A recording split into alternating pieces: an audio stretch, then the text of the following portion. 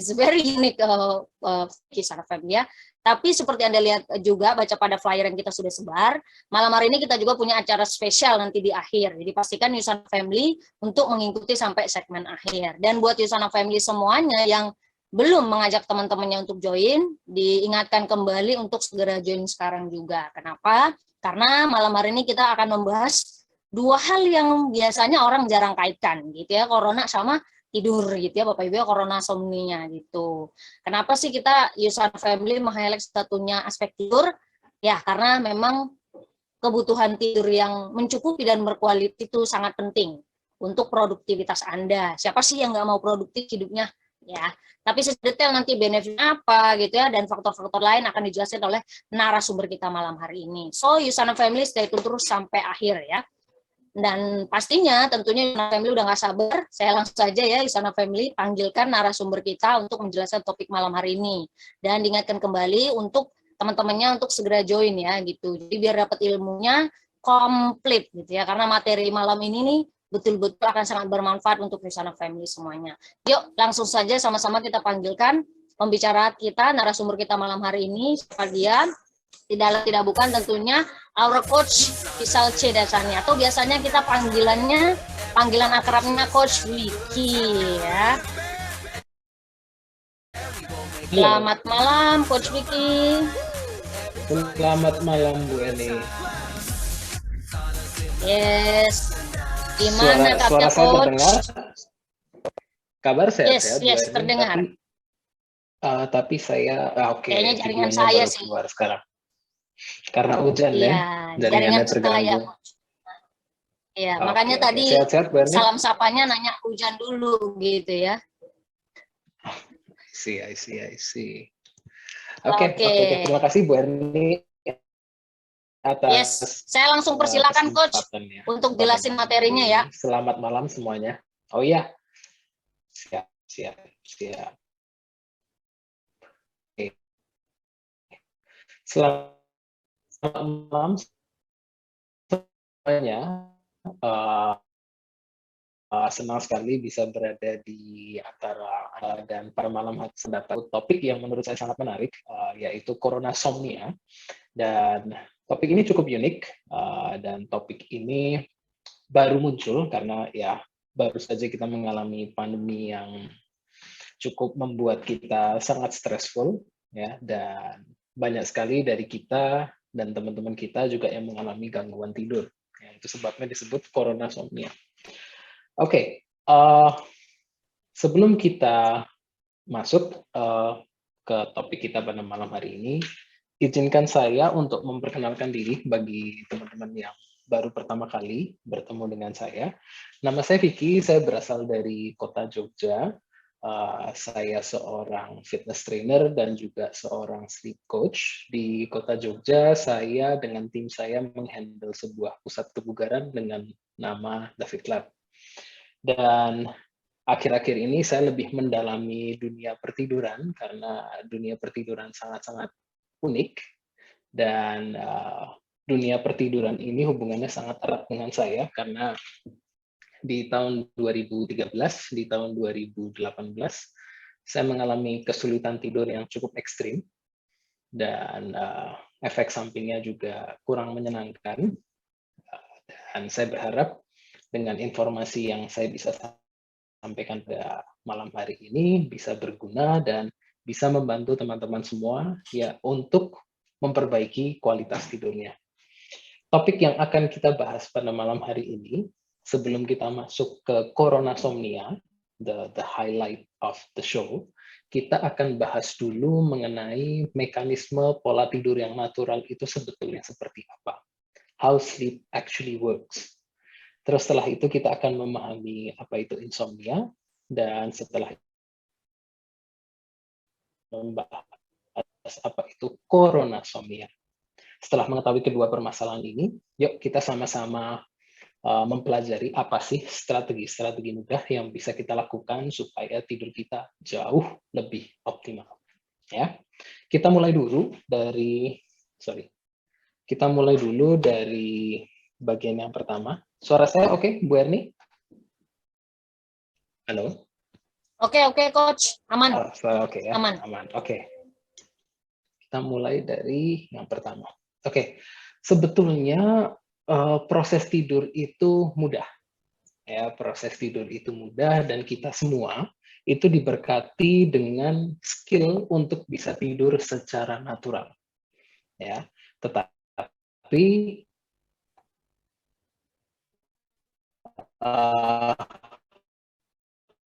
kok kenapa banyak sekali saya kok tidur sulit banget ya. Saya udah capek banget tapi begitu rebahan itu malah ngantuknya hilang, pikirannya lari kemana-mana. Sebetulnya proses tidur itu bagaimana sih? Dengan mengetahui bagaimana proses tidur itu sebetulnya berjalan di belakang layar, kita akan semakin paham dan kita akan semakin mudah untuk bisa tidur. Ya, proses tidur itu diregulasi oleh 3 faktor. Faktor yang pertama adalah faktor yang disebut dengan ritme sirkadian.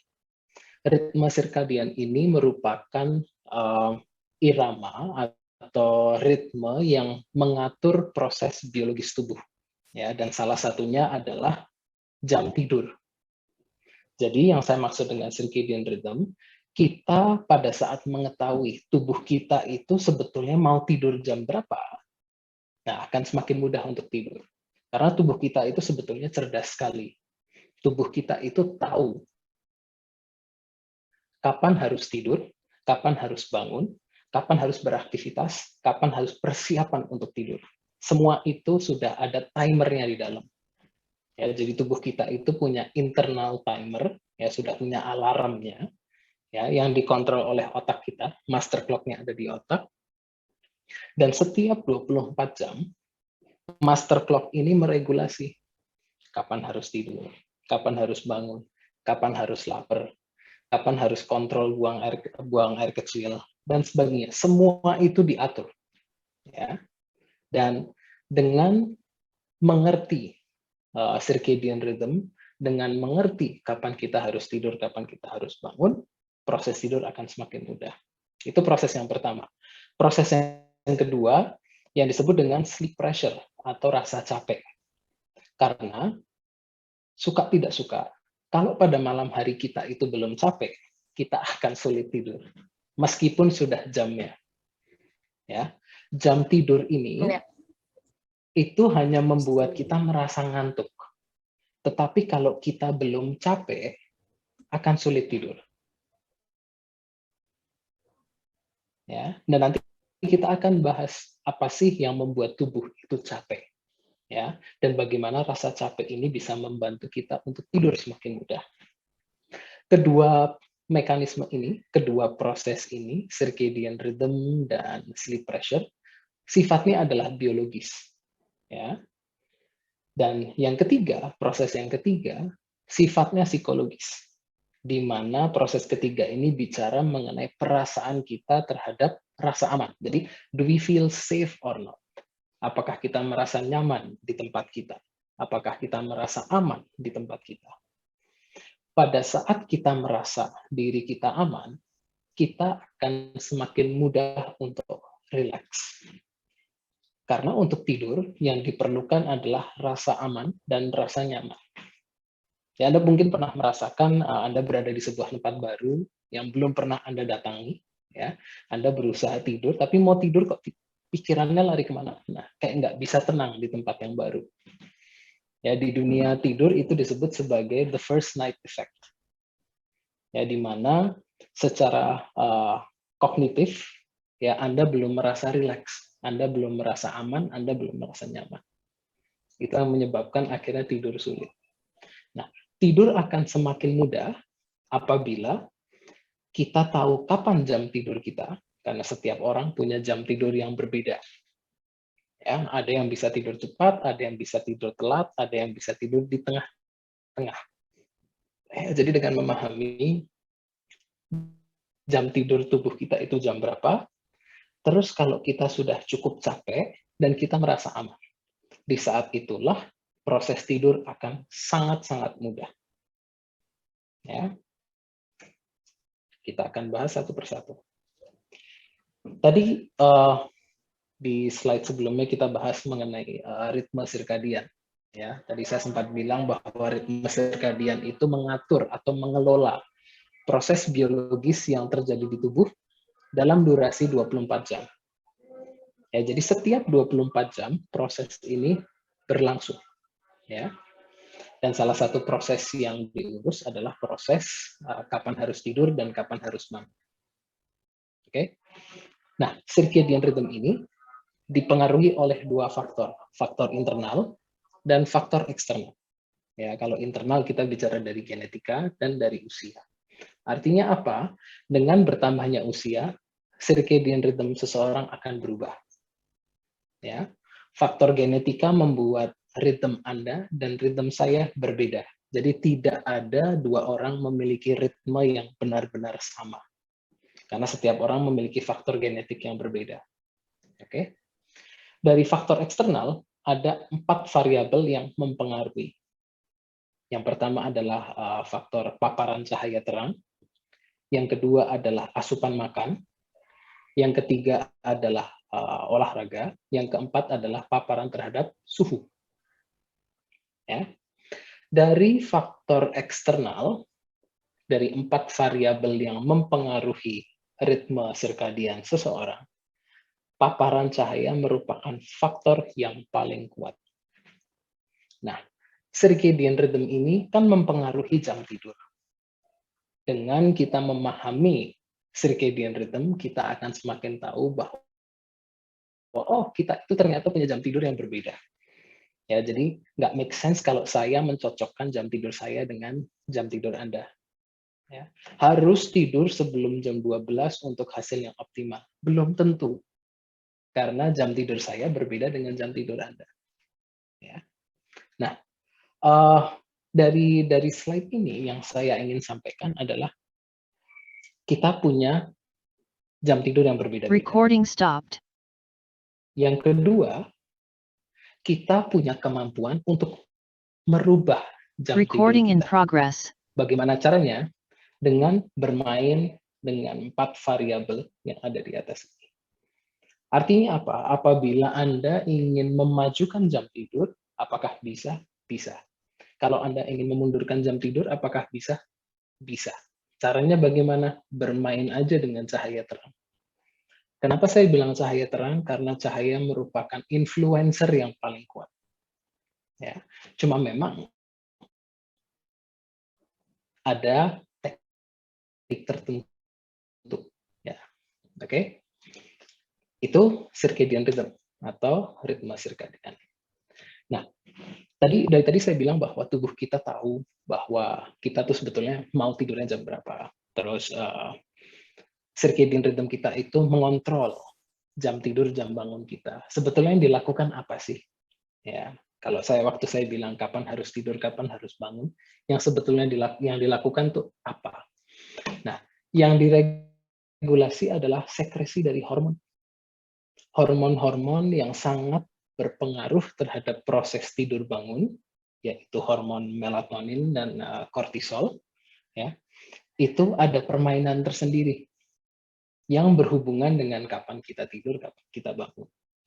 Selain permainan hormon, ada juga regulasi dari suhu tubuh. Dari graf ini yang saya ingin sampaikan, di sini kita bisa lihat bersama, kita lihat graf yang garis berwarna biru. Di sini plasma melatonin, ya, atau yang sering kita kenal dengan hormon melatonin, hormon yang membuat kita ngantuk.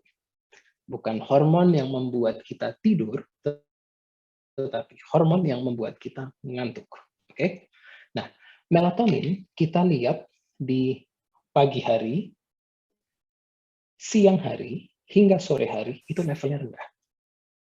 Begitu mendekati jam tidur kita, ya, mendekati jam tidur kita di malam hari, produksi melatonin mulai meningkat. Meningkat sampai tengah malam, ya, di mana setelah itu melatonin akan berangsur turun. Oke, jadi melatonin itu levelnya rendah di pagi siang hari, ya, sedangkan melatonin itu levelnya tinggi di malam hari. Karena melatonin yang akan menjaga dan membantu supaya kita bisa tidur. Ya. Nah, di saat yang bersamaan kita lihat hormon kortisol. Kortisol merupakan hormon yang membuat kita aktif. Ya, banyak yang suka memberikan persepsi yang kurang bersahabat terhadap kortisol. Mereka selalu menganggap kortisol adalah pemeran antagonis, ya, stres hormon. Tetapi di Ya, sisi yang betul lain, betul. kortisol ini adalah Padahal sebetulnya hormon. Ya, silakan Wendy. ya enggak. Ya, Tadi setuju banget, hormon kortisol itu seolah-olah jadi pemeran antagonis ya coach ya. Padahal betul, sebetulnya betul. ada benefitnya gitu ya. Yes, yes. Hormon kortisol adalah hormon yang membuat Anda aktif. Ya, kalau Anda senang dengan exercise, Anda senang dengan workout, Anda bisa melakukan angkatan berat, itu karena ada dorongan dari kortisol. Ya, jadi kortisol dalam jumlah tertentu, ya, dan di waktu tertentu itu sangat bermanfaat buat kita. Nah, di sini kita lihat kortisol itu di pagi hari itu mulai meningkat di saat melatonin menurun, kortisol mulai meningkat. Kenapa? Mempersita untuk bangun tidur, kapan harus bangun. Nah, di belakang yang terjadi ini, melatoninnya diturunin, kortisolnya dinaikin supaya kita bangun. Ya, wickernya itu berupa permainan hormon. Tapi di sini kita juga lihat di sore hari menjelang malam, di saat produksi melatonin mulai meningkat, kortisolnya menurun. Supaya apa? Hubungan antara kortisol dengan melatonin itu berlawanan arah. Pada saat melatoninnya tinggi, kortisolnya rendah, seperti yang bisa kita lihat di sini. Dan di saat kortisol tinggi, melatoninnya rendah. Salah satu alasan kenapa pada saat Anda memiliki tingkat stres yang tinggi di malam hari, Anda susah tidur. Karena kalau kortisolnya tinggi, melatoninnya tidak bisa tinggi. Hubungan mereka antagonis. Ya. Bagaimana dengan permainan suhu tubuh? Pada saat kita mau tidur dan selama kita tidur, suhu tubuh kita itu ngedrop. Ya, selama kita tidur, suhu tubuh kita itu lebih rendah dibanding pada saat kita bangun. Nah, menjelang pagi hari, suhu tubuh akan berangsur naik. Supaya apa? Supaya kita bangun. Ya, jadi ini yang terjadi di background. Ya, itu sebabnya tubuh kita itu pinter banget tahu kapan harus siap-siap tidur, kapan harus siap-siap bangun. Ya, sudah ada sistemnya di dalam tubuh. Jadi kalau kita bicara ritme sirkadian, kita lihat di sini. Kita itu paling alert, paling siaga, itu di siang hari. Ya, sebelum makan siang, ya kita siaga. Setelah makan siang, akan ada momen di mana kesiagaan tersebut akan mengalami sedikit penurunan.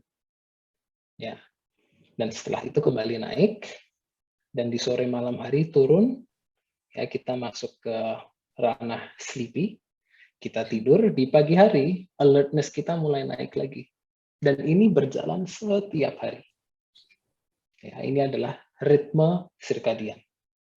Oke. Nah, di gambar bagian kanan, di sini saya ingin mengilustrasikan atau ingin memberitahukan bahwa setiap orang tidak memiliki jam tidur yang sama. Ya, di sini kita lihat kalau orang yang suka tidurnya lebih cepat, ya prosesnya seperti ini. Kalau orang yang suka tidurnya telat, ya prosesnya kurang lebih sama, hanya jamnya yang Maju. ya, jadi mereka yang disebut dengan mundur ya coach late chronotype, jamnya mundur. Jadi tidur telat, bangun telat. Ya. Kalau mereka yang disebut dengan early chronotype, ya, itu mereka tidurnya awal, bangunnya awal. Ada segmen dari populasi yang benar-benar early. Jadi mereka itu tidurnya benar-benar awal. Ya, cepat banget tidur dan cepat banget bangun. Ada juga segmen dari populasi yang tidurnya sangat telat dan bangunnya sangat telat. Tetapi mayoritas dari populasi itu berada di tengah-tengah. Jadi nggak terlalu cepat, tapi nggak terlalu telat juga.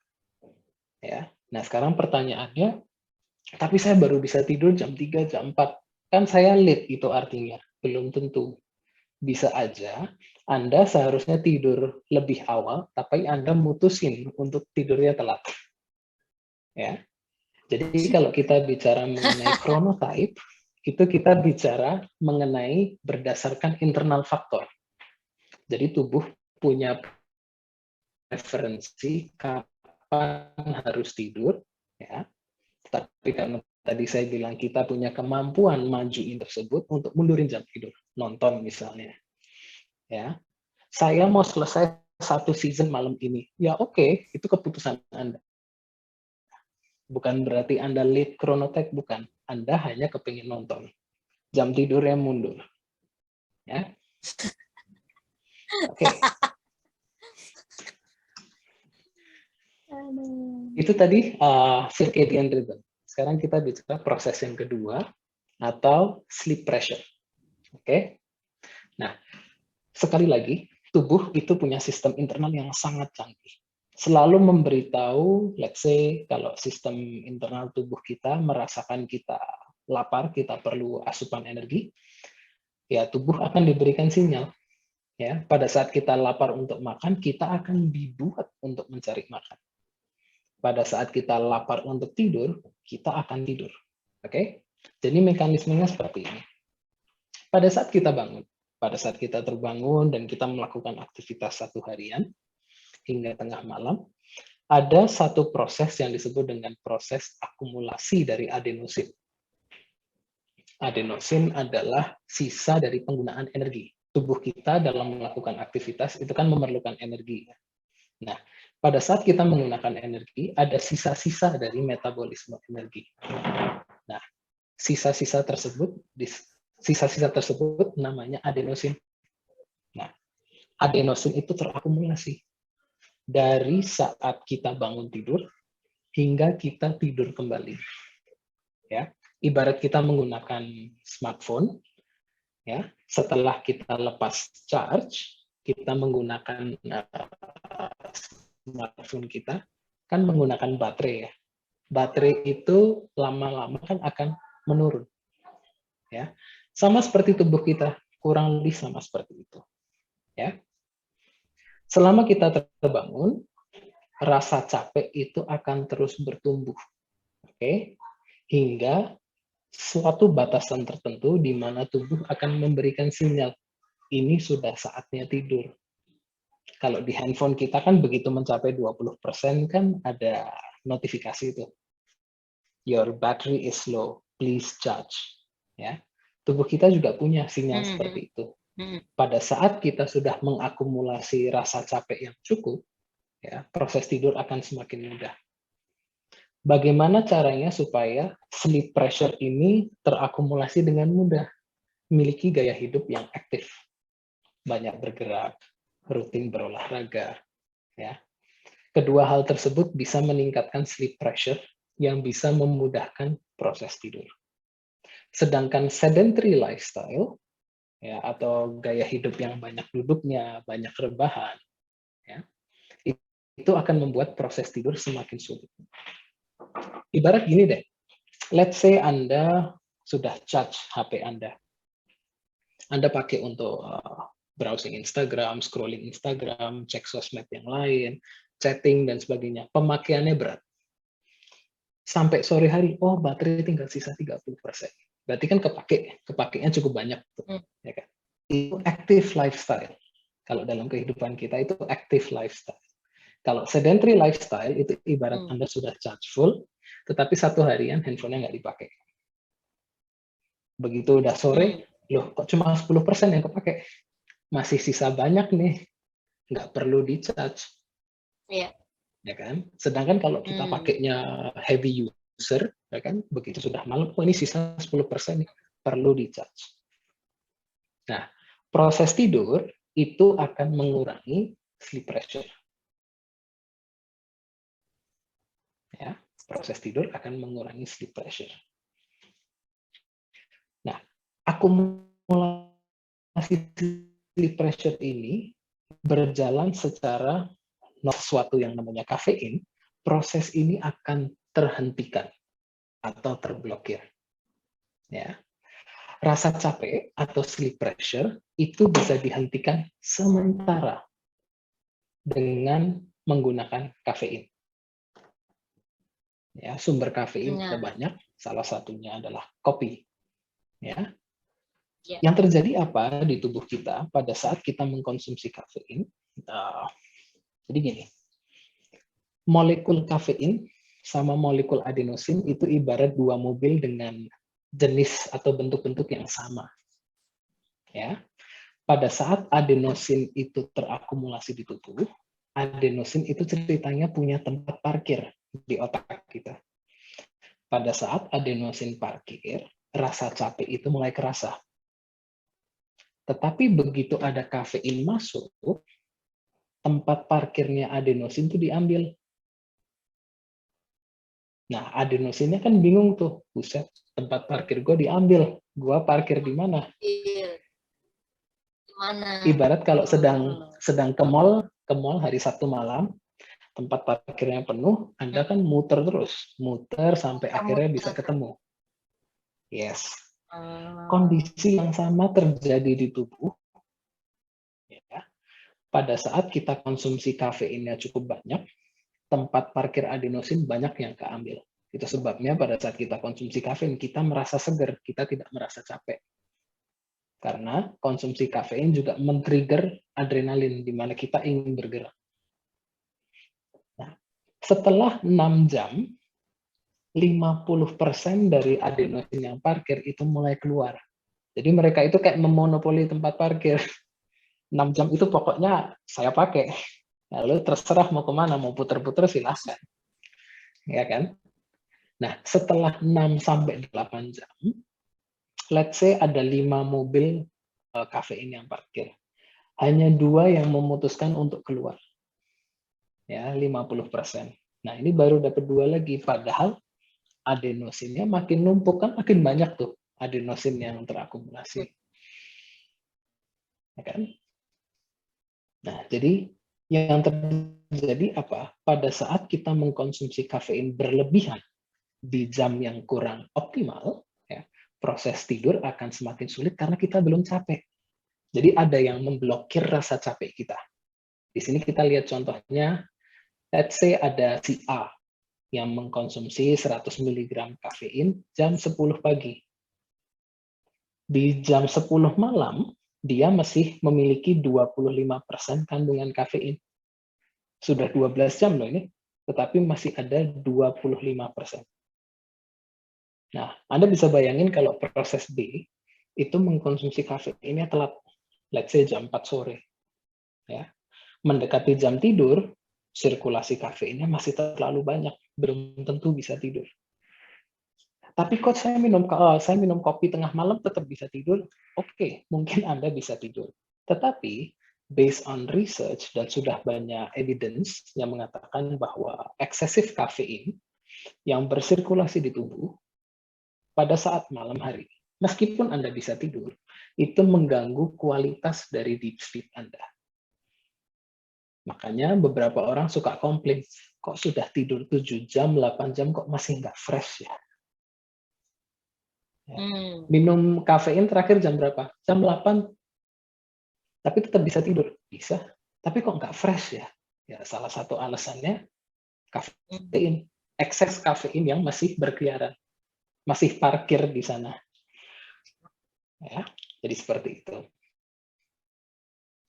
Dengan ini saya tidak mengatakan bahwa berhenti minum kafein. Tidak. Tetapi ketahui kapan harus konsumsi supaya tidur Anda tidak terganggu. Ya. Menggabungkan dua proses circadian sama sleep pressure, muncullah yang namanya two process model of sleep. Oke, di sini saya jelaskan. Kita lihat garis yang berwarna biru muda, ya, Tosca. Ini adalah sleep pressure atau disebut dengan proses S. Sedangkan garis yang berwarna keunguan itu disebut dengan proses C atau circadian rhythm. Tadi kita lihat bahwa circadian rhythm itu di jam tertentu akan tinggi, terus habis itu akan turun. Ya. Dan sedangkan sleep pressure akan terus naik hingga orang tersebut tidur. Di sini kita lihat pada saat circadian rhythm berada di titik paling bawah, ya itu artinya kita udah benar-benar sleepy, sudah benar-benar ngantuk, ditambah kita dapat capek yang cukup, itu adalah saat yang tepat dan optimal buat kita bisa tidur. Dan di sini kita lihat, pada saat kita tidur, sleep pressure-nya berkurang. Sleep pressure-nya berkurang. Dan proses tersebut kembali terulang di besok harinya. Ya, ini adalah mekanisme bagaimana tidur itu terjadi dari proses-proses yang sifatnya biologis. Oke? Tetapi, sekali lagi, nanti akan saya bahas bagaimana stres atau cognitive arousal itu bisa mengganggu proses tidur. Oke, terus kalau begitu, tidur itu perlu berapa jam buat saya? Ya, saya dengar-dengar kalau tidur itu harus 8 jam. Apakah itu benar? It's not true. Ya, rata-rata orang dewasa dari usia 18 hingga 64 tahun itu memerlukan range 7 sampai 9 jam tidur. Ya, untuk menikmati manfaat dari tidur. Ya, kita tahu tidur itu banyak sekali manfaatnya. Ada manfaat untuk meningkatkan konsentrasi, reparasi tubuh, ya, memperbaiki seluruh fungsi tubuh, meningkatkan sistem imun, memperbaiki mood, meningkatkan kemampuan belajar, banyak sekali. Nah, jam. Beda halnya dengan anak kecil, beda halnya dengan remaja. Ya, kebutuhan tidur setiap orang berbeda-beda, dan kebutuhan tidur setiap orang berbeda juga berdasarkan usia. Ya, jadi kalau semua dipatok rata, kamu harus tidur 8 jam, tidak sesuai dengan apa yang dibutuhkan orang tersebut. Ya, oke. Di slide ini kita bicara mengenai kuantitas tidur. Di slide ini kita bicara mengenai kualitas tidur. Yang dimaksud dengan kualitas itu apa? Kualitas tidur yang dibicarakan adalah mengenai bagaimana kita bisa mendapatkan semua tahapan-tahapan tidur. Tidur itu sifatnya bukan linear, tetapi merupakan siklikal atau dalam sebuah siklus. Ya, siklus tidur itu kurang lebih durasinya 90 menit. Dan pada umumnya kita orang dewasa itu memerlukan at least 4 siklus. Ya, artinya 4 kali 90 menit, which is 6 jam. National Sleep Foundation juga mengatakan untuk bisa berfungsi secara average, kita memerlukan at least 6 jam. Ya, 6 jam tidur. Untuk mendapatkan manfaat yang lebih dari tidur, 7-9. Ya, tetapi kalau dapatnya cuma 6 jam, ya kita masih bisa berfungsi, hanya tidak optimal. Oke? Dalam 90 menit tidur kita, setelah itu masuk ke deep sleep, kembali lagi ke light sleep, dan setelah itu masuk ke REM sleep. Jadi tahapan-tahapan tidur kita itu dibagi jadi 3. Light sleep, deep sleep, REM sleep. Dari ketiga tahapan ini, porsi besar tidur kita itu ada di light sleep. Ya, sekitar 45 hingga 55% dari total durasi tidur kita itu kita habiskan di light sleep.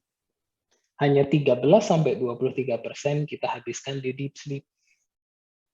Artinya apa? Kita tidak perlu khawatir kalau kita tidak mendapatkan 7-8 jam deep sleep. Karena kita nggak perlu segitu banyak. Ya, oke. Pada saat deep sleep, kita cuma perlu 13%. Ya, sampai 23. Nah, pada saat deep sleep, itu adalah momen di mana Anda paling susah untuk dibangunin. Ya, gelombang otak Anda masuk ke yang namanya delta wave, ya. terus ritme bernafas Anda, detak jantung Anda itu sangat lambat di sini karena reparasi fisik paling maksimal terjadi di deep sleep. Ya. Beda halnya dengan light sleep. Light sleep fungsinya untuk konsolidasi memori, peningkatan kemampuan fokus, konsentrasi, dan persiapan untuk belajar.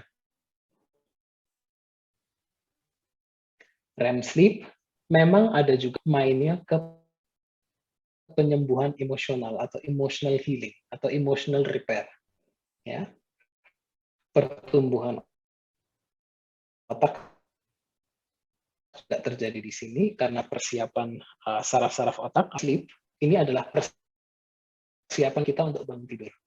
Di REM sleep inilah kita juga banyak bermimpi dan mimpinya sangat jelas, ya, di REM sleep. Satu siklus tidur kurang lebih 90 menit.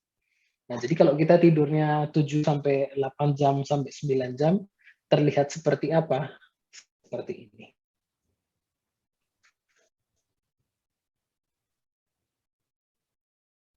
Ya. Di sini kita lihat dari malam hingga pagi, kita lihat di siklus 2 itu deep sleep-nya banyak. Sedangkan di siklus 3, 4, 5, deep sleep-nya hampir tidak ada. Di siklus 4, 5, REM sleep justru paling besar. Artinya apa? Porsi besar deep sleep Anda itu terjadi di awal-awal Anda tidur. Porsi besar REM sleep yang Anda bangun. Dan di sini kita lihat, ada probabilitas untuk Anda bisa terbangun di tengah malam. Ya. Setelah Anda selesai 90 menit, probabilitas Anda untuk terbangun ada jam 12, bangun jam 3 pagi, ya, itu artinya Anda sudah selesai 2 cycle tidur. Ya. Tidak usah panik, karena banyak yang suka panik. Banyak yang merasa bahwa kalau tidur itu terpecah di tengah-tengah, terbangun, itu tandanya tidurnya tidak berkualitas. No. Ya.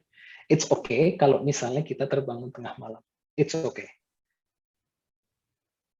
Ya, rasa panik itulah yang membuat akhirnya banyak teman-teman kita yang justru nggak bisa kembali tidur, ya, karena mereka sudah terdoktrin dengan tidak boleh terbangun tengah malam.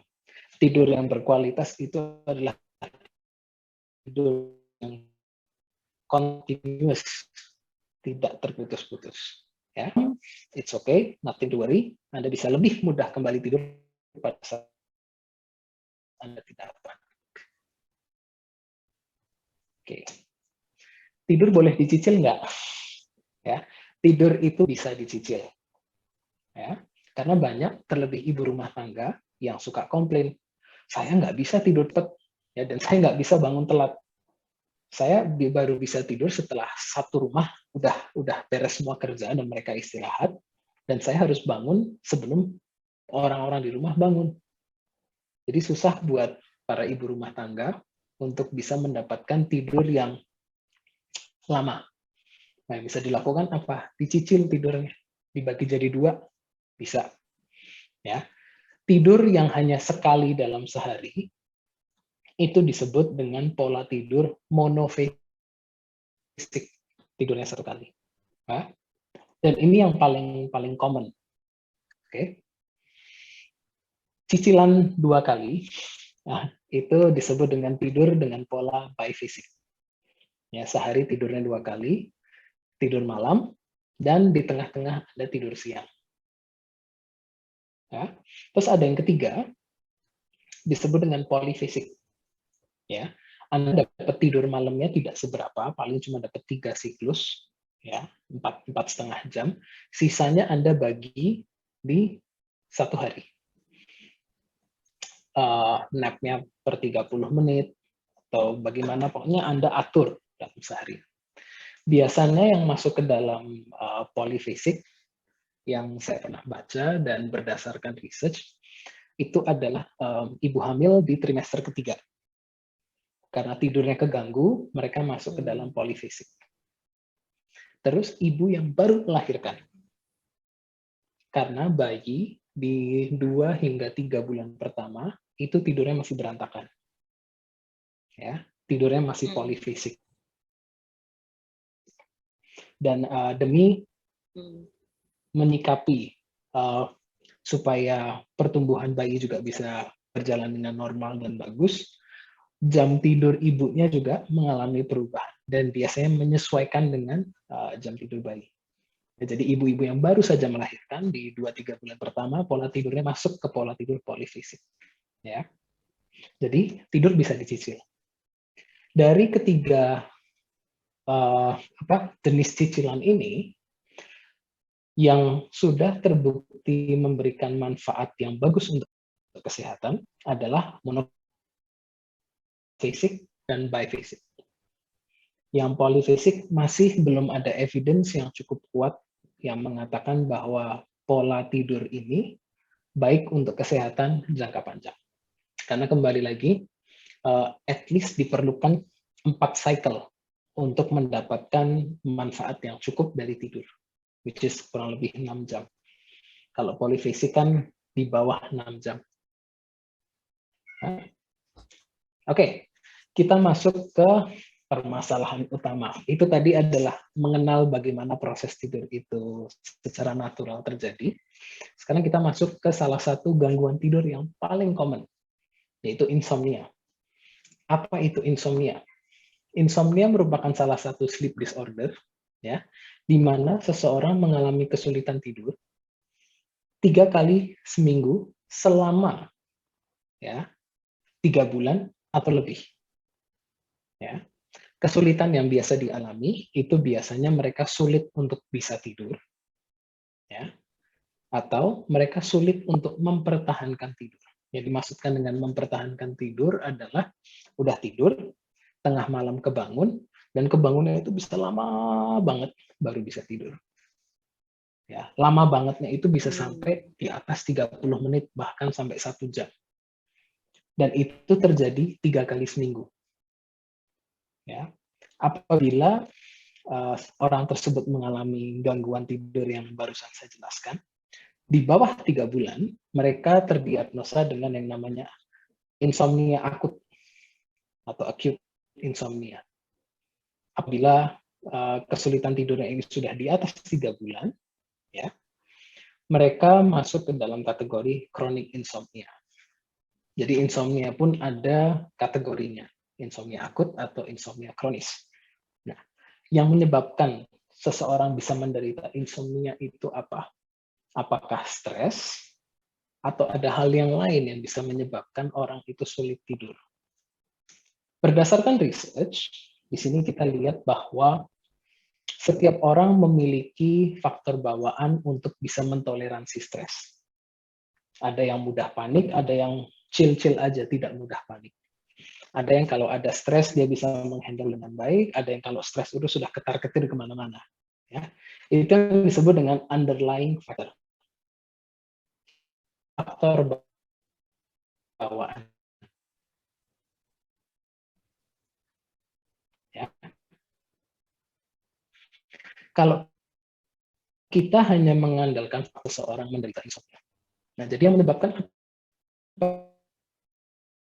apakah stres bisa menyebabkan? Oke. Stres atau bisa memicu ya seluruh. Apakah stres yang kita susah tidur? Yes. Ya.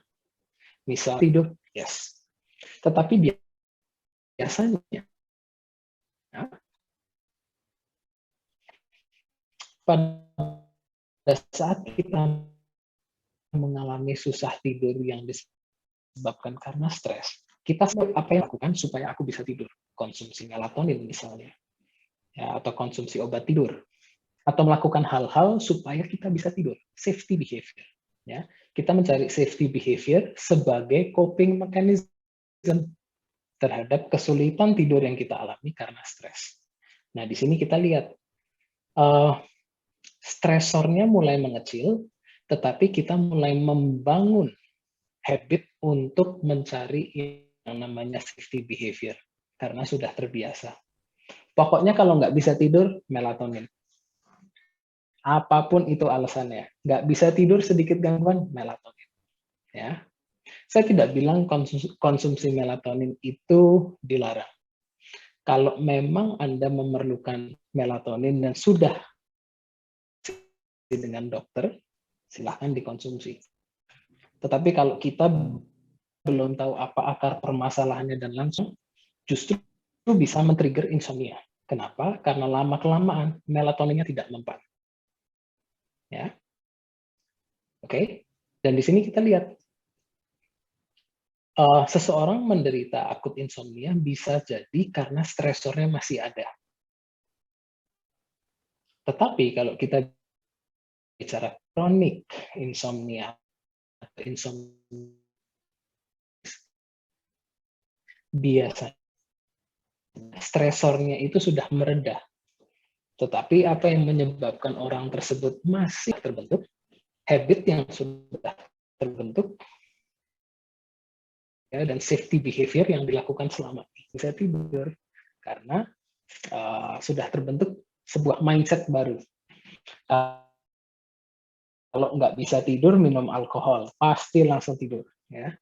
Kalau tidak bisa tidur, oke, minum melatonin.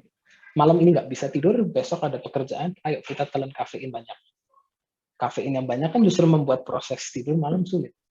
Oke, malam nggak bisa tidur, nggak apa-apa, besok siang aku bobok siangnya lama. Penderita insomnia itu justru disarankan untuk tidak bobok siang. Kenapa? Supaya bisa tidur malam.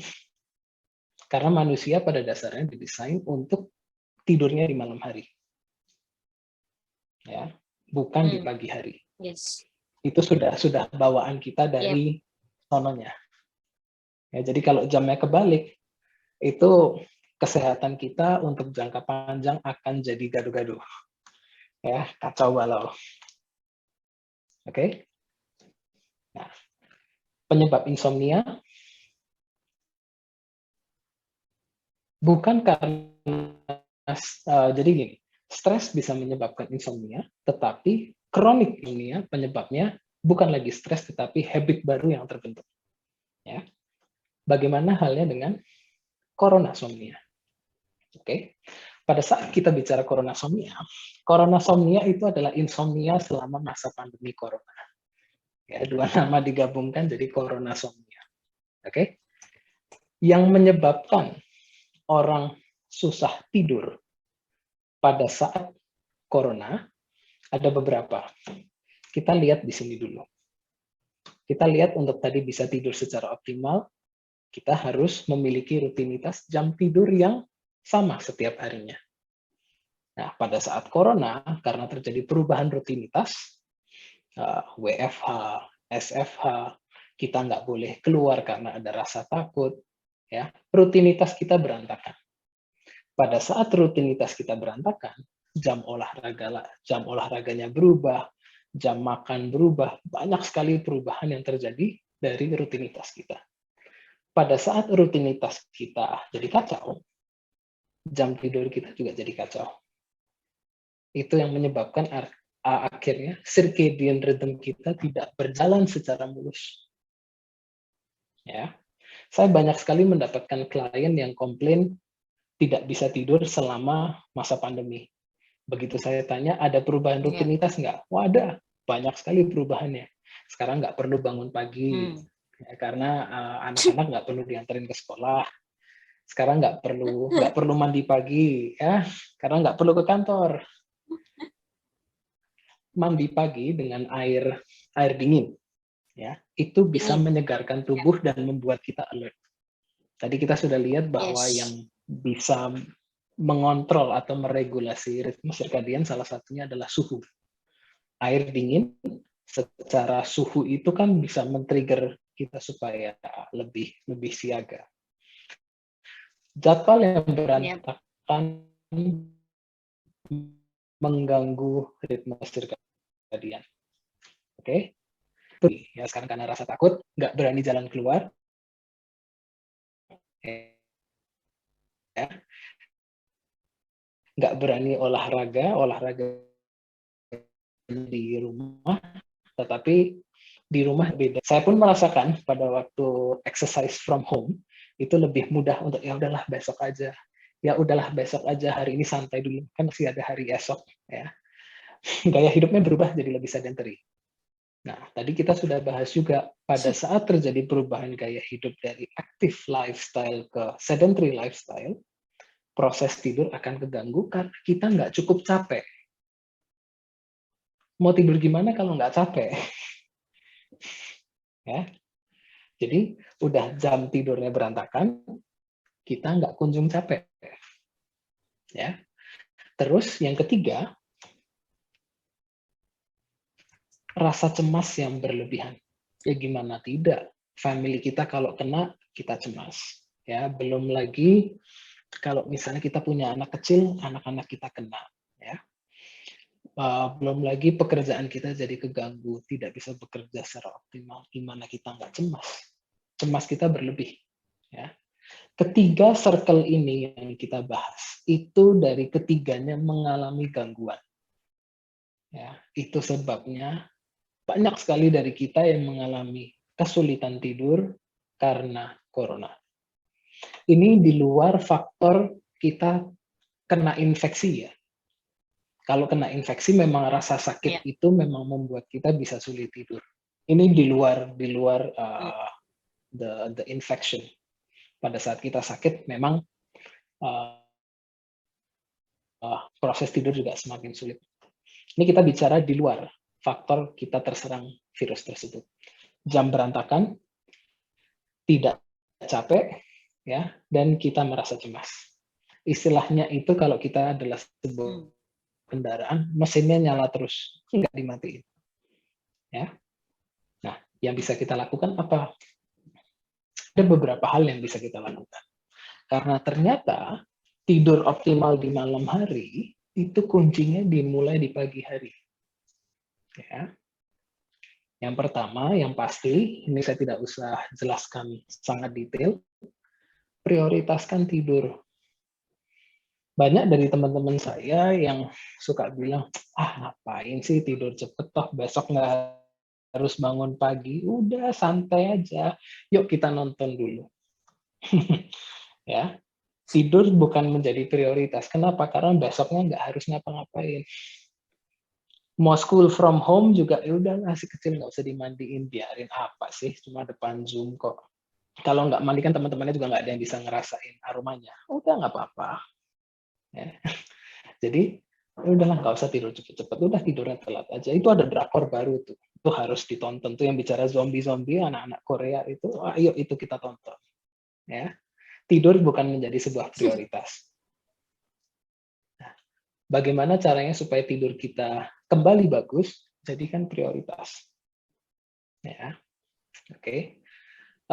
Bikin tidur itu merasa Anda memerlukannya. Ya, ibarat kalau sedang mencari pacar kan, ya I want you, ya, tapi ya kita kan akan memprioritaskan ya untuk pasangannya. Bikin tidur juga seperti itu, jadikan prioritas. Oke, itu nomor satu. Berikutnya adalah kembalikan jadwal tidur Anda ke jadwal sebelumnya. Artinya kalau selama sebelum masa pandemi tidur Anda fine, Anda punya rutinitas yang bagus, kembalikan rutinitas tersebut. Miliki jadwal tidur yang teratur. Senin sampai Minggu jadwalnya sama. Ya, kenapa? Karena ini akan memperkuat ritme sirkadian. Ritme sirkadian yang kuat akan mempermudah proses tidur. Ritme sirkadian yang kacau akan membuat tidur Anda berantakan. Ya. Pagi hari jangan lupa jemur. Jemurnya untuk apa? Selain mendapatkan vitamin D, paparan cahaya terang di pagi hari juga akan memperkuat ritme sirkadian. Ya, kembali lagi tadi kita sudah melihat bahwa ritme sirkadian sangat dipengaruhi oleh paparan cahaya matahari atau paparan sumber cahaya terang. Ya. Pada saat Anda mendapatkan matahari yang cukup, sinar matahari yang cukup, tubuh Anda akan semakin terbiasa dengan, jam segini bangun, jam segini siap aktif. Oke, beberapa jam kemudian yuk siap-siap tidur. tubuh kita itu udah aware. Ya, kalau jam segini kena matahari terang, artinya jam segini kortisolnya dinaikin, melatoninnya diturunin, suhu tubuh dinaikin. Oke, 15-16 jam kemudian melatoninnya kita naikin yuk. Tubuh sudah paham. Ya. Makan bergizi. Ya.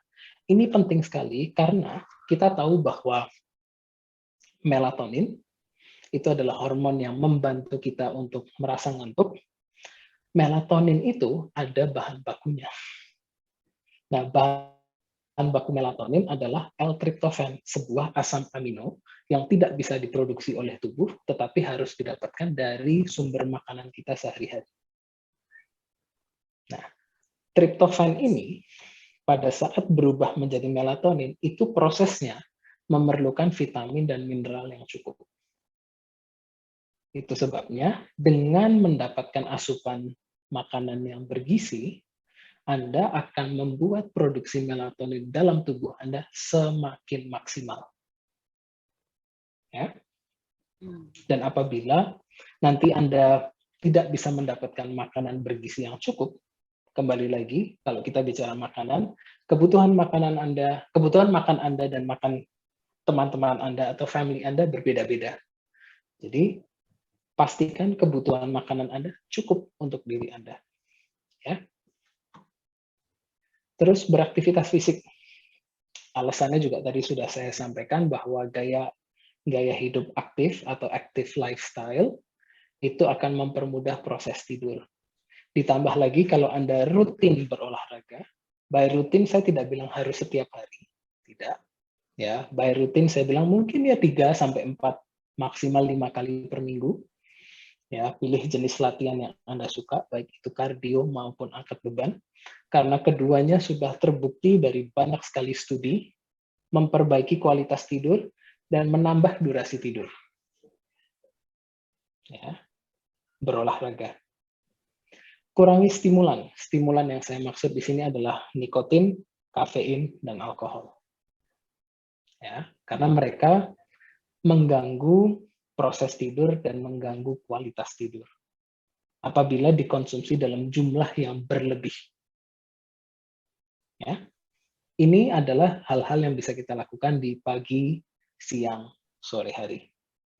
Nah, kalau sudah malam, kita mau siap-siap bobo, apa yang bisa kita lakukan? Kita bisa pastikan kamar tidur kita adem.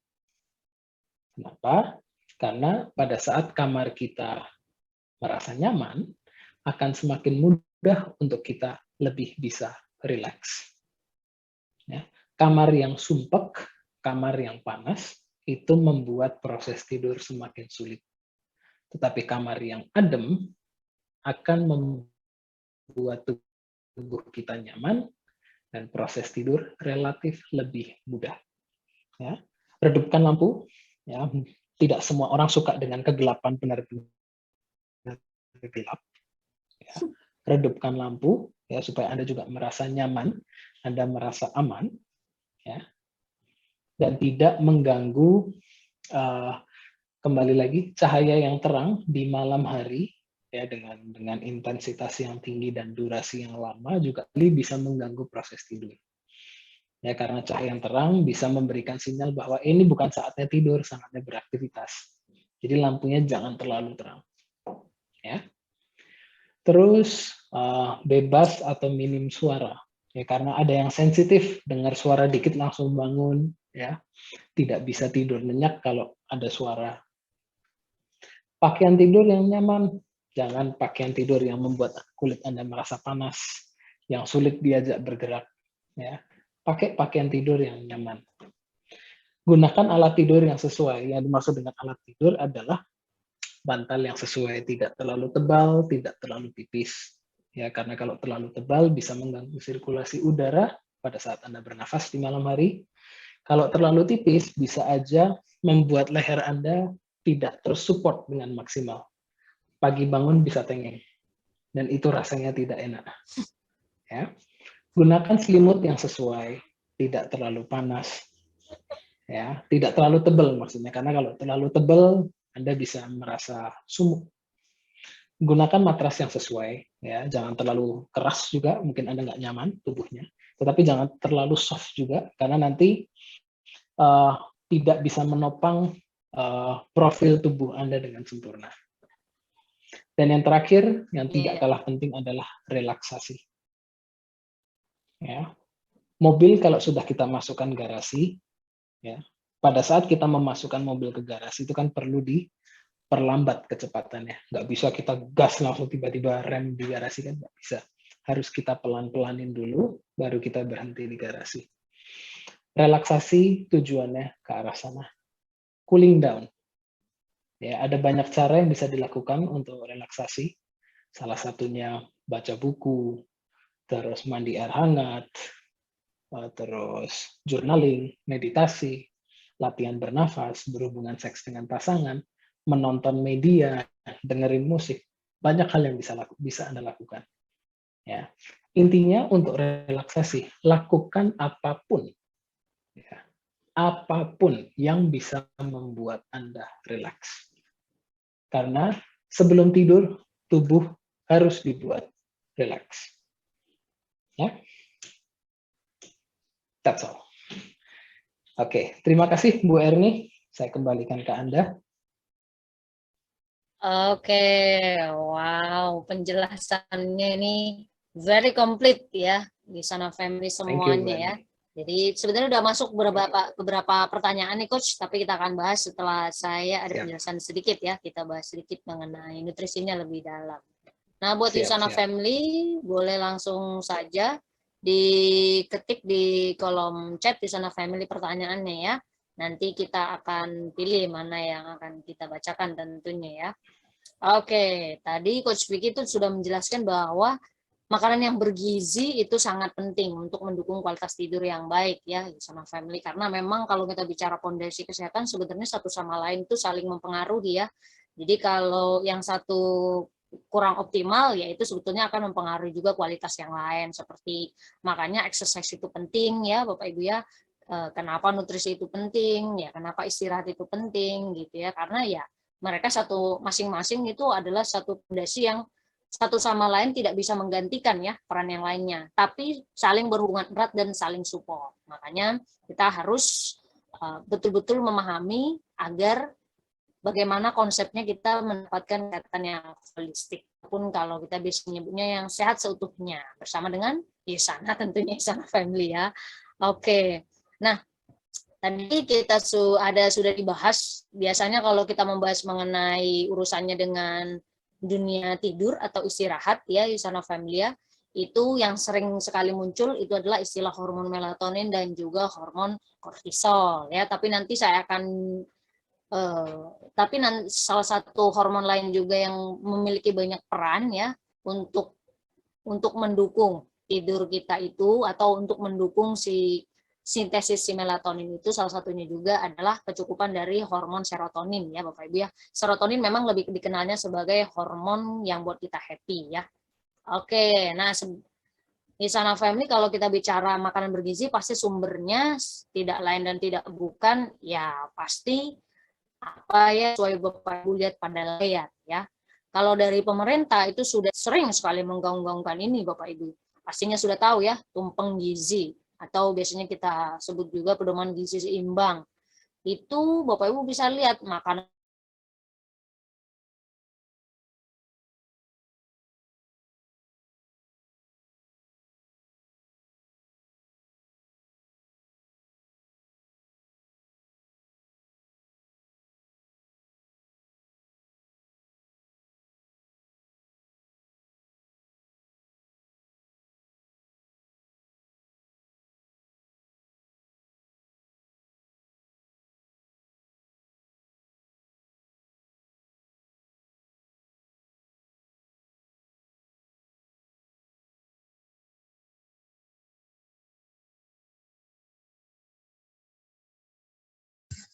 saya sepertinya jaringannya problem ya Bapak Ibu ya, sebentar.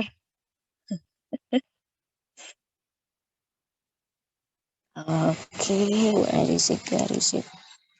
Yes. Ya. Halo, Isana Family, sebentar ini jaringannya ya. Oke, saya ganti dulu nih Wi-Fi-nya. Recording in progress. Oke. Sorry. Oke. Oke. Kembali lagi ya Isana Family ya. Maklum, habis hujan Bapak Ibu ya. Semoga stabil depannya. Nah, itu dari piring konsep saya lanjutkan kembali dari konsep piring teh ini ya Bapak Ibu ya. Jadi sudah sangat simpel sekali ini.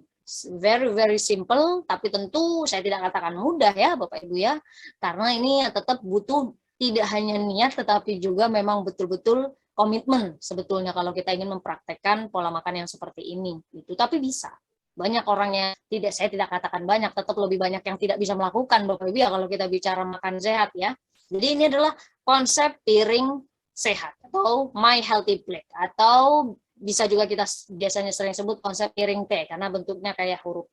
Jadi yang setengah piring sendiri itu adalah sayur plus buah. Kalau bisa sayur aja setengah piring, buah nambah lagi porsinya sendiri. Itu lebih bagus gitu ya, karena ada sejarahnya orang kelebihan sayur dan buah ya. Gitu, yang ada orang kelebihan karbo, lemak, dan protein. Itu kenyataannya gitu ya, karena tidak sesuai lagi dengan apa yang dibutuhkan tubuh gitu. Mesti masyarakat kita mau yang tinggal di pedesaan sekalipun yang banyak sayur dan buah gitu ya, tinggal metik doang, tetap aja kita dari segi porsi itu masih kurang ya. Makanya kita tidak bosan-bosannya untuk mengedukasi mengenai ini agar Yusana Family juga mulai dari sekarang mencoba belajar pelan-pelan mempraktekkan ini ya, karena kalau tidak mulai dari sekarang kapan Bapak Ibu? Bisa, tapi saya tidak katakan gampang, dan tentunya Bapak Ibu bisa lakukan ini tidak untuk dalam kita tidak mengatakan ini untuk benefit jangka singkat Bapak Ibu ya, ini untuk long term. Ini udah konsep kan sehat. Nah, tentunya dalam keseharian Bapak Ibu pasti ada masanya di mana Anda tidak bisa makan seperti ini ya, gitu. Karena makanya penting sekali kalau kita lihat sebetulnya dari nutrisi-nutrisi itu tadi dijelaskan juga oleh Coach Vicky. Suara saya masih jelas ya, boleh diketik tidak. Ini saya mau make sure aja ya. Nanti saya nggak taunya udah ngomong sampai Bandung, ini pemirsanya dengar saya cuma sampai Jakarta gitu ya. Jelas suara saya, Sono Family? Coba ada yang ngetik di kolom chat apa jelas suaranya? Masih jelas. Oke, baik, saya lanjutkan. Oke, thank you Pak Agung. Nah, kita lanjutkan. Ada beberapa nutrisi. Yang pertama adalah vitamin A. Vitamin A itu semuanya sudah tahu ya, hubungannya sangat erat. Salah satunya dari kecil, dari SD kita sudah tahu untuk mata. Nah, mata itu sangat berhubungan dengan ritme sirkadian. Ya, karena kan kalau dari mata kita inilah kita menerima sensor cahaya. Jadi sebetulnya sangat penting sekali vitamin A. Jadi nggak cuma untuk si matanya juga ya, tapi berperan penting untuk mengatur untuk melatih ritme sirkadiannya ini. Nutrisi yang lain juga yang tentunya tidak kalah penting adalah vitamin B. Ya, vitamin B itu tidak hanya penting untuk mendukung kesehatan otak atau saraf, tapi ini bahkan memang memiliki direct relation untuk mendukung sintesis melatonin. Nah, itu tadi yang dijelaskan Coach Vicky, hormon yang berperan untuk membantu kita, membuat kita mengantuk. Ya, penting ya, penting sekali berarti vitamin B ini. Sumbernya kalau dari makanan, Bapak Ibu bisa lihat sesuai pada layar ya. Nah, kemudian ada juga nutrisi lain omega 3 plus vitamin D. Kenapa ini digabung? Karena sebetulnya kalau Bapak Ibu makan fatty fish atau makan ikan, terutama yang ikan dari jenis ikan laut itu, dalam satu ikan itu biasanya ada kandungan omega 3 plus vitamin D-nya. Cuma sayangnya masyarakat kita pun, walaupun kita ada tinggal di negara bahari ya, negara kelautan, tapi masyarakat kita banyak juga yang nggak suka makan ikan gitu ya, dan makan ikan pun tidak sesuai yang dianjurkan pemerintah gitu. Minimal banget kan 2 kali dalam seminggu ya, minimal banget itu untuk kesehatan jantung, tapi mostly secara general seperti itu gitu. Padahal ikan itu adalah salah satu jenis bahan makanan, sumber makanan yang nggak ada efek negatifnya kecuali Anda salah mengolahnya, berbeda dengan jenis protein yang lain ya. Makanya benar-benar sayang banget kalau ada yang nggak suka ikan. Tapi Tentunya kalau kita bicara omega 3 ya sumbernya cuma dari ikan ya, gitu. Banyak juga kok dari kacang-kacangan ya atau dari alpukat, Bapak Ibu nggak perlu khawatir tentunya itu ya. Cuma yang paling famous, yang paling mudah untuk kita dapatkan salah satunya melalui dari ikan-ikan ini ya. Kemudian kalsium. Nah, kalsium tahunya semuanya Usana Family banyak sekali orang hanya mengenal ini untuk apa tadi? Hanya untuk tulang gitu ya. Kalsium penting untuk tulang ya, karena kita di brainwash selama ini dari iklan ya. Karena sebetulnya kalau kita bicara kalsium itu benefitnya banyak banget. Salah satunya bahkan yang kalau Bapak Ibu baca nih di layar ya, peran penting untuk produksi melatonin melalui aktivasi triptopan. Nah, itu tadi yang dijelaskan oleh Coach Vicky ya. Jadi peran penting untuk memproduksi melatonin. Jadi yang membantu aktivasinya itu salah satunya adalah zat gizi mineral kalsium, Bapak Ibu. Makanya penting banget. Ada nggak sih yang pernah dengar gitu ya, orang kalau kadang-kadang susah tidur dikasih minum susu hangat gitu ya. Apa saya doang gitu ya. Dulu teman saya ada yang seperti itu ya. Jadi dia selalu ada punya ritual tuh beberapa jam sebelum tidur minumnya susu hangat dia. Ya karena dalam susu itu ada kandungan kalsiumnya salah satunya. Kemudian zat gizi lain yang juga sangat penting adalah magnesium, Bapak Ibu. Jadi magnesium ini ternyata ya, magnesium ini terkenal sebagai regulator, Bapak Ibu. Regulator banyak zat gizi dan banyak sistem di dalam tubuh kita. Salah satunya ternyata magnesium ini berperan untuk mengatur waktu tidur, efisiensi tidur, konsentrasi, antara keseimbangan balancing antara si melatonin sama kortisol tadi kan. Jadi kan tadi penting ya, kortisol itu bukan the bad guy ya. Tapi ya kalau dia over dalam tubuh kita ya memang dia jadi the bad guy gitu. Nah makanya agar dia balancing nih, agar tubuh kita juga bisa tadi mengatur jam tidurnya sesuai dengan apa yang seharusnya ya tadi ya, tidur di malam hari bukan tidur di pagi hari tentunya dianjurkan. Nah itu salah satunya peran dari sang regulator si magnesium, Bapak Ibu. Dan terakhir yang tentunya tidak kalah penting, ini kenapa selalu kita anjurkan sayur dan buah itu diutamakan di Usana Family, karena sayur dan buah itu mengandung kandungan tinggi serat. Serat itu istilah kerennya adalah prebiotik, Bapak Ibu ya. Nah, prebiotik ini makanannya probiotik. Jadi probiotik itu punya sumber makanan namanya prebiotik. Dia butuh. Jadi probiotik itu apa? Usana Family pasti sudah tahu, itu artinya bakteri baik yang ada di dalam usus. Namanya juga dia bakteri baik, berarti kan dia memberikan benefit baik untuk tubuh kita. Ya, jadi dia mikroorganisme yang numpang tinggal di dalam usus. Nah, tapi ya karena dia sifatnya karena dia numpang tinggal, dia nggak jadi benalu. Dia memberikan benefit justru untuk kita. Nah, mereka kan namanya makhluk hidup harus dikasih makan. Makanannya apa? Yaitu si serat. Gitu, Bapak Ibu ya. Nah, jadi kesehatan ususnya kita itu yang ngebantu itu, guardian-nya itu, penjaganya itu adalah si bakteri-bakteri baik tadi. Kalau kesehatan usus kita terjaga, maka sudah bisa dipastikan produksi hormon serotonin itu akan bisa optimal di dalam tubuh kita. Kenapa? Karena 90% hormon serotonin itu diproduksi di dalam usus Anda atau pencernaan Anda. Tadi saya katakan hormon serotonin itu biasanya lebih dikenal untuk hormon yang membuat kita happy. Karena gampang sekali, simple Bapak Ibu. Pernah lihat nggak orang sembelih bisa senyum-senyum? Mana bisa Bapak Ibu ya. Orang sembelih pasti meringis. Kan enggak? Kalau ada orang sembelih dengan senyum-senyum, luar biasa itu ilmunya ya. Pasti orang paling simple ya gitu. Bukan masalah pencernaan.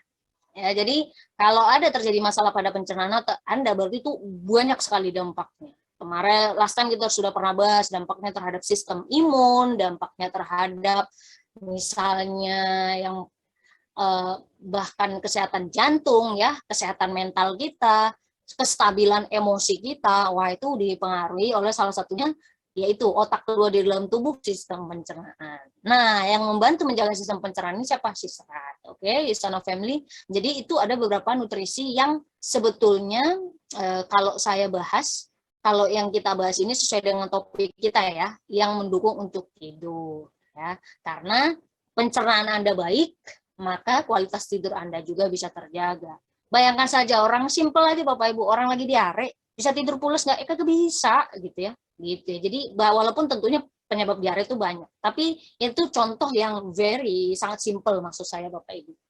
Jadi sangat penting ya serat itu kualitasnya untuk fungsinya untuk menjaga kualitas tidur kita sehari-hari.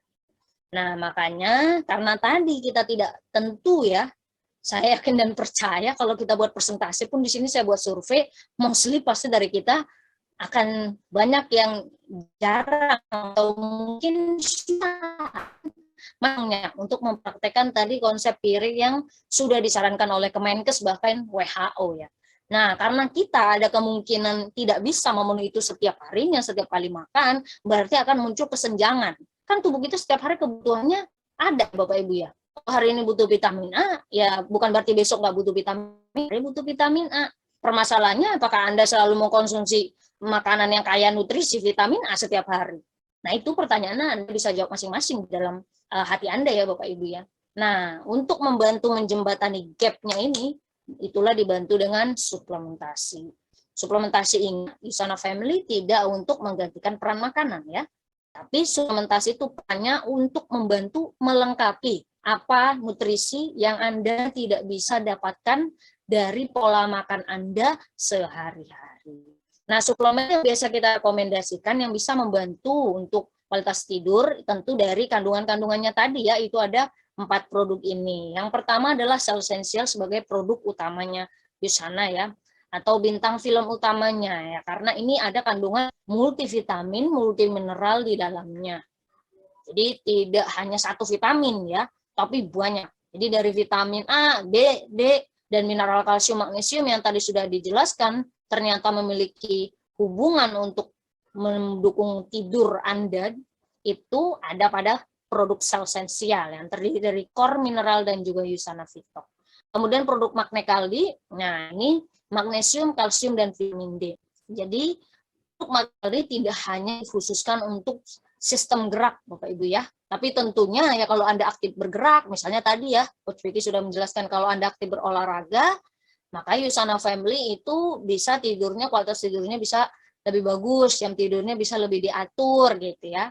Nah, jadi mendukungnya tidak hanya satu aspek. Kalau Anda aktif berolahraga, ini bagus mengkonsumsi Magne Kaldi, ini juga secara memiliki direct relation dari zat gizinya untuk mendukung kualitas tidur Anda. Kemudian produk selanjutnya adalah Biomega, di mana produk ini kandungannya adalah omega 3 plus vitamin D. Oh iya, suaranya putus nyambung, sorry ya Bapak Ibu ya. Tapi semoga masih nyambung ya, tidak keputus. Dan terakhir adalah Fiber G yang memiliki kandungan yang tinggi serat. Karena kalau Bapak Ibu makan 2 sendok nih, sesuai takarannya sudah hampir bisa memenuhi hampir untuk setengah kebutuhan serat orang dewasa. Ya, hampir setengahnya. Jadi ketika minum Fibergy, smoothies di pagi hari ditambahkan macam-macam buah plus yogurt segala macam, sangat bisa tercukupi kebutuhan serat Anda sehari-hari ya. Jadi ini justru sangat membantu ya Bapak Ibu ya. Apalagi kalau misalnya ada yang mau program weight management, ini sangat membantu. Tapi tentu jangan cuma Fibergy doang ya Bapak Ibu ya. Fibergy kalorinya cuma 50 lah, cuma serat doang gitu. Ya kelaparan Anda gitu, kurang porsinya itu kalau buat breakfast ya. Terlalu kecil. Makanya harus ditambahkan dengan jenis makanan yang lain, dijadikan smoothies dan lebih fulfilling, jadi lebih membuat kenyang ya. Oke, itu saja sharing dari saya. Jadi ini rekomendasinya Bapak Ibu bisa sesuaikan mana yang Anda bisa rekomendasikan untuk orang-orang sekitar Anda. Jika mereka tentunya memiliki concern tentang tidur. Tapi ingat ini bukan obat ya Bapak Ibu ya, ini adalah suplemen nutrisi. Karena kata kuncinya nutrisi Anda tidak tercukupi, ya PR-nya jadi makin banyak. Gitu. Jadi ini salah satu bagaimana cara kita agar minimal satu PR bisa teratasi, yaitu dari segi nutrisinya. Oke, itu saja yang bisa saya sampaikan. Kita masuk nih sesi singkatnya sebentar untuk tanya jawab nih ya. Oke, mana tadi Coach Vicky, ini dia. Oke. Coach, ini udah masuk beberapa pertanyaan, tapi ini satu. Siap. Oh, unik juga ini. Nah, ini bagus nih pertanyaannya, Coach.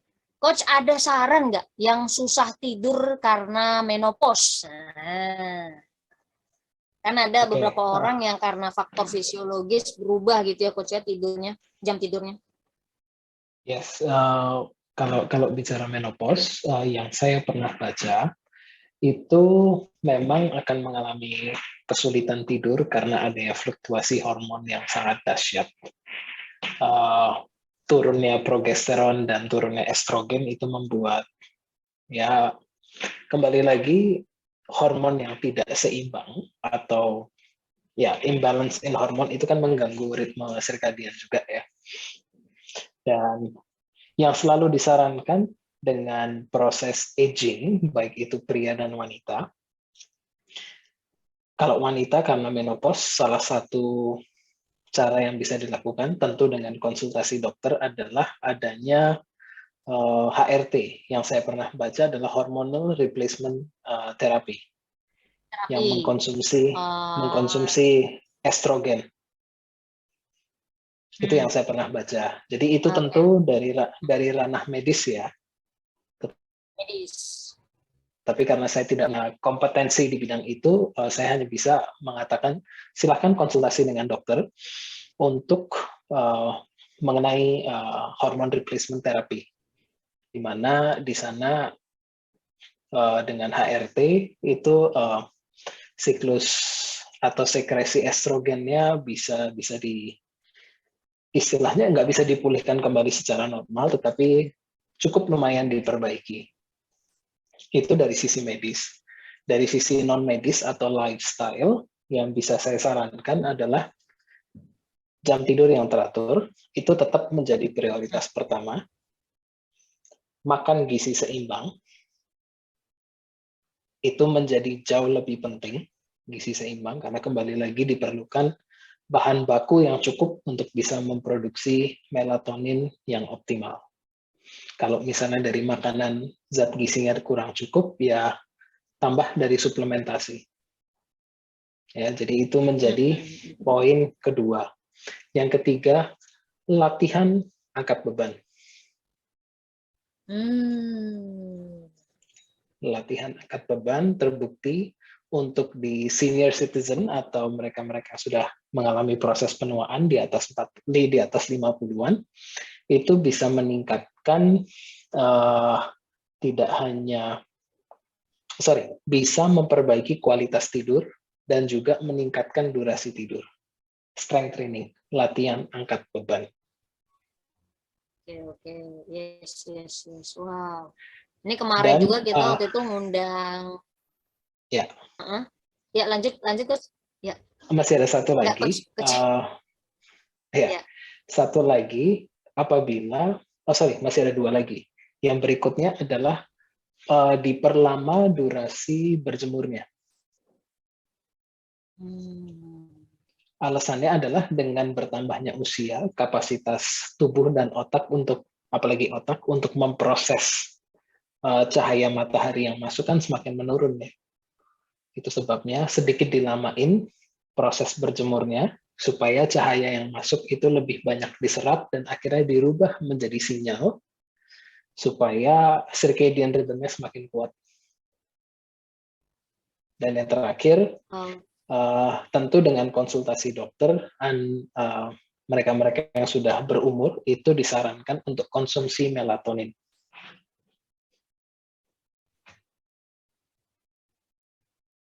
Oke.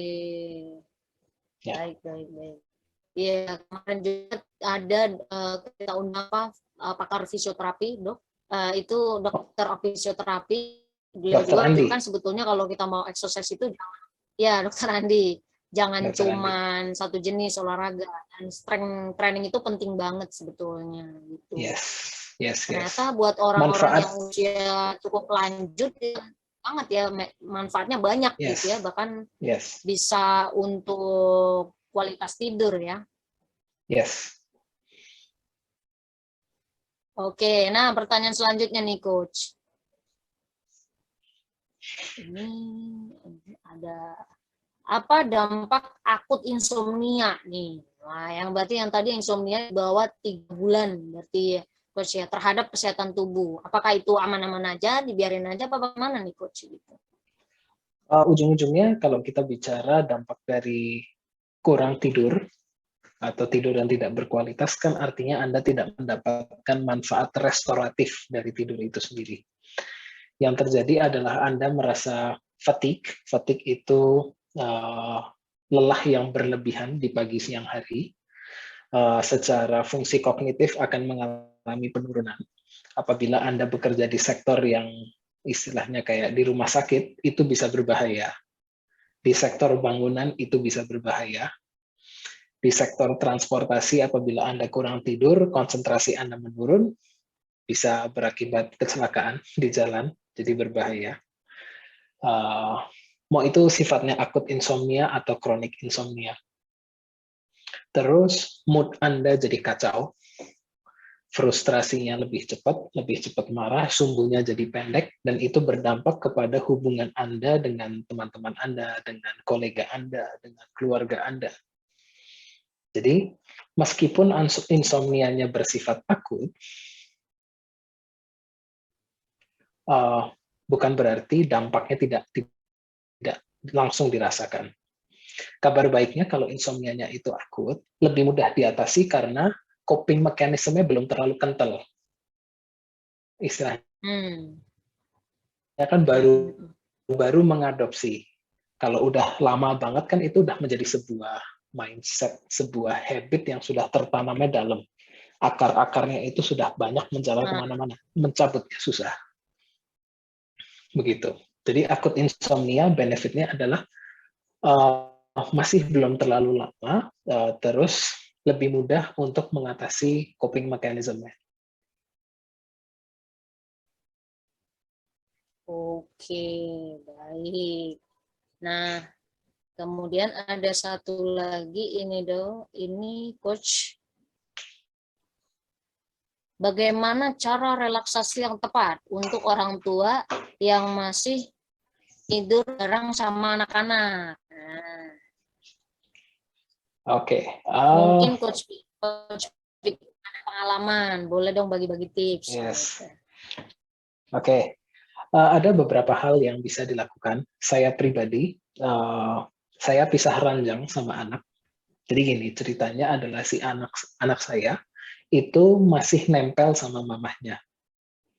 Dan apabila saya juga ikut tidur satu ranjang sama mereka berdua, yang kena tendangannya adalah saya.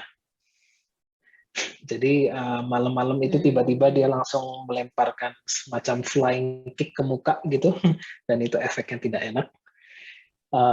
Yang saya lakukan adalah saya pisah ranjang, ya, di mana saya tidur di extra bed, istri sama anak tidur di satu tempat tidur. Sampai sekarang kondisi tersebut sangat win-win buat kami bertiga. Kami bertiga dapat tidur yang cukup, tidak ada yang namanya gangguan tidur di tengah-tengah, tidak terbangun-bangun dalam arti ketendang dan sebagainya, itu tidak. Kalau kebangun karena harus ke kamar kecil atau setelah 2 siklus atau 3 siklus itu masih terjadi, but proses tidurnya kembali gampang. Sekarang fine-fine aja. Jadi strategi yang saya lakukan adalah pisah ranjang, karena anak saya masih belum siap untuk dipisah dari mamahnya secara emosional. Jadi kan tiap-tiap anak punya timing yang berbeda ya. Kalau dipaksain juga malah nanti terjadi attachment issue. Saya pernah baca. Yeah. Jadi saya tidak memaksakan harus buru-buru. Tetapi ada juga yang sudah melakukan sleep training dari awal. Nah, itu bisa dilakukan. Dari waktu kecil banget ya. Dari waktu kecil. Ya. Hanya saja sleep training pun ada tahapan-tahapannya. Saya sedang dalam proses untuk mendalami sains di sleep training atau sleep for infants, masih dalam proses pembelajaran, jadi saya masih belum bisa banyak cerita. Nanti kalau begitu sudah lulus, mungkin kita bisa ngobrolin khusus tidur untuk anak-anak. Baik. Thank you sekali Coach Vicky untuk sesi malam hari ini. Nanti kita bisa undang Thank lagi you, Bu Coach Erni. Vicky di sesi lain tentunya. Karena kita masih banyak tentunya pertanyaan gitu ya. Apalagi yang paling sering saya dapatkan tuh sebenarnya pertanyaan terkait deep sleep dan segala macam. Tapi itu kita bahas nanti di sesi lain. Karena masih banyak orang yang belum Siap. betul-betul memahami itu tadi dok. Nah, REM, kemudian deep sleep, light sleep, itu banyak tuh yang belum paham banget.